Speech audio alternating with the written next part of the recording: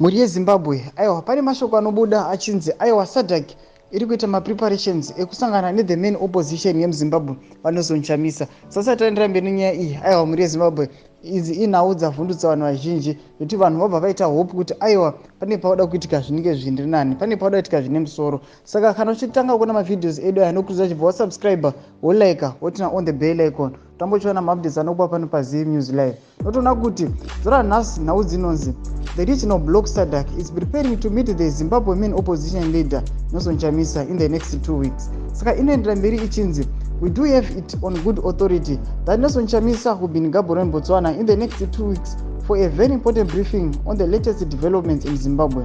Chamisa is a key figure in the ongoing case before SADC, in which the regional bloc is dealing with the infringement of democratic process in Zimbabwe after the ASEAN report on Zimbabwe elections said the SADC elections fell short of the revised SADC guidelines. And also aiwa in 2 weeks time SADC iri kuprepare kuti vasangane naNelson Chamisa kuGaborone kuti vambonotaurana paissue nenyaya dziri kuitika munyika yeZimbabwe. Nokuti vari kuti aiwa vaEmerson Mnangagwa vanenge vari kuona as if SADC iri kuita zvekutamba pamusoro pema-re-elections adaitwa munyika yeZimbabwe. Nokuti vanoendera mberi vachinzi the mistake Emerson Mnangagwa continues to make is that the SADC SIOM report on Zimbabwe elections will just go away. It won't.